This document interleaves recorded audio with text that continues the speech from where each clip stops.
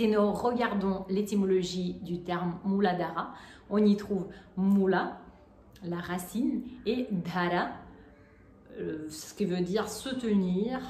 On le retrouve dans le terme Dharma, l'ordre universel, la loi divine de l'existence qui soutient la création. Donc, tout de suite, avec la racine et soutenir, on se retrouve dans la terre. Donc, retenez déjà ce premier élément. La terre, c'est l'élément de Muladhara et c'est la terre qui nourrit toutes les autres manifestations de la vie. Quand on met une graine dans la terre, ça germe, c'est là que ça germe.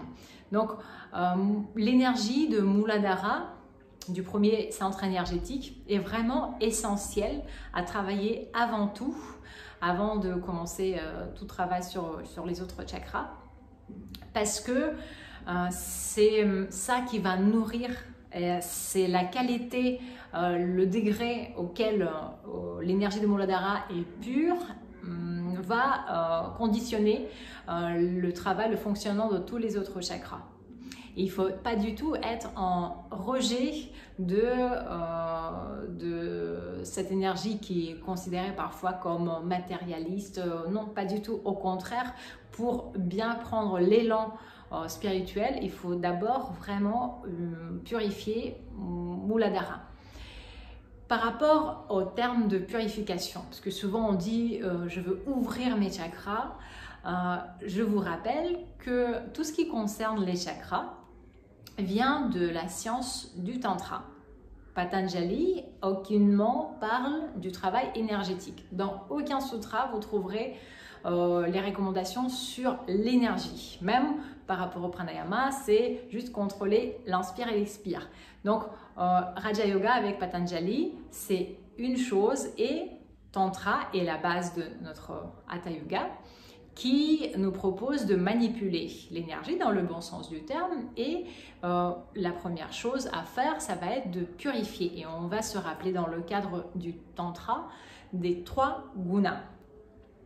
Tamas, Rajas et Sattva. Je vous invite à regarder la vidéo sur ce sujet. Et la chose la plus importante à faire avec Muladhara, c'est de rendre l'énergie de Muladhara sattvique. C'est pas autant augmenter la quantité, mais c'est vraiment de purifier l'énergie de la base qui va nourrir tous les autres étages.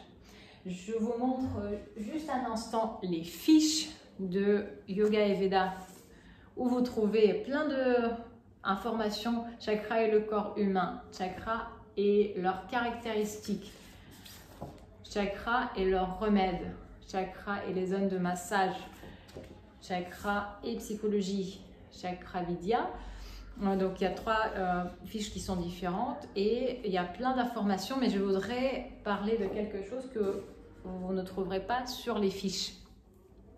Donc on va parler dans un premier temps de la purification surtout, et pas de l'ouverture de Muladhara.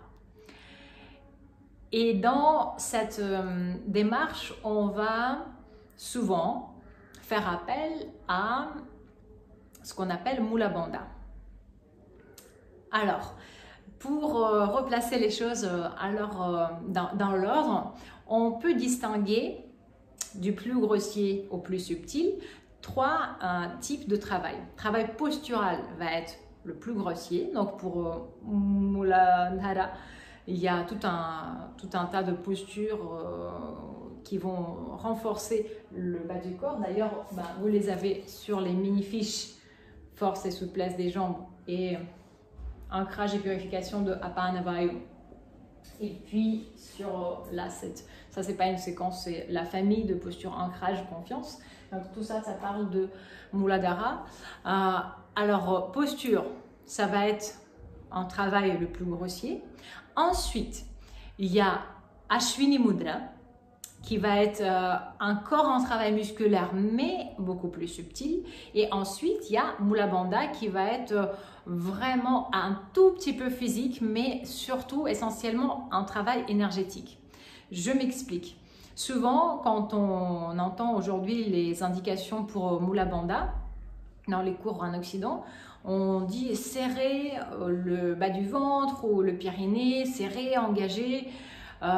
Et là, quand il s'agit de travail aussi grossier, on va plutôt être dans Ashwini Mudra.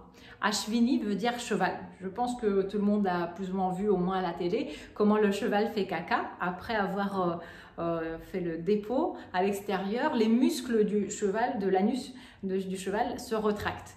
Donc, c'est exactement ce travail. Ashwini Mudra, c'est l'engagement des muscles de l'anus qui va stimuler Muladhara à un niveau moyennement grossier.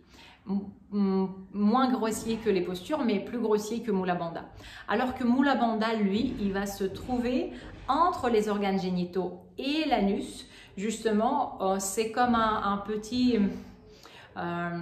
c'est comme un petit dôme, un tout petit engagement beaucoup plus mental. Le fait d'y penser, ça fait comme ventouser quelque chose en fait entre les deux tissus, l'anus et le périnée, et ça crée une surélévation, mais c'est surtout une sensation énergétique. C'est pas quelque chose qu'on va pouvoir faire en faisant le guerrier, la posture du guerrier, ou dans d'autres postures aujourd'hui, on dit beaucoup en Occident, on fait une posture et surtout avec les jambes écartées, genre Trikonasana et Mula Bandha. Ça n'a pas vraiment de sens parce que il faut que tous les muscles soient détendus, qu'on soit bien installé, bien stable, qu'on puisse ressentir ce travail subtil. Ça, c'est très important. Et quand le Mula Bandha elle est bien fait, vous ressentez directement un écho dans Ajna Chakra.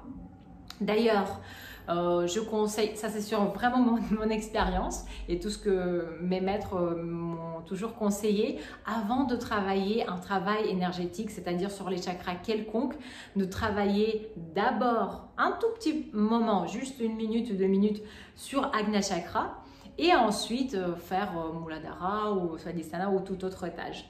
Parce que c'est un peu comme le principe de boisson de boisson gazeuse dans une bouteille fermée. On va ouvrir, quand on ouvre le bouchon, le gaz va s'échapper. Donc avant de bouger l'énergie, il faut ouvrir là ici pour pour que l'énergie circule librement, pour qu'il n'y ait pas de... Vous savez, si vous secouez une bouteille de pétillante et après vous ouvrez, là ici, ça va éclabousser dans tous les sens. Donc, ça c'est un petit conseil technique. Et donc, pour revenir à Muladhara, on va appliquer et les postures, et Ashwini Mudra, et Mula Bandha pour...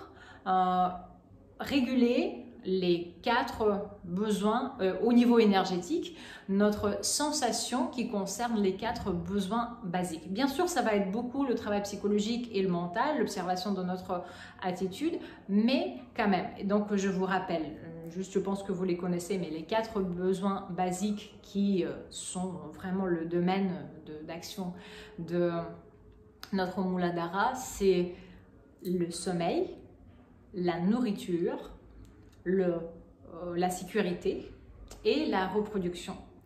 Donc, dans ces 4 domaines, on va vouloir et on va essayer d'amener le plus de sattva, le plus de pureté possible. Donc, c'est ça le travail sur Muladhara. En faisant, bien sûr, en faisant les postures, on peut le faire au niveau corporel, de s'ancrer, mais c'est aussi un travail énergétique et un travail d'auto-observation.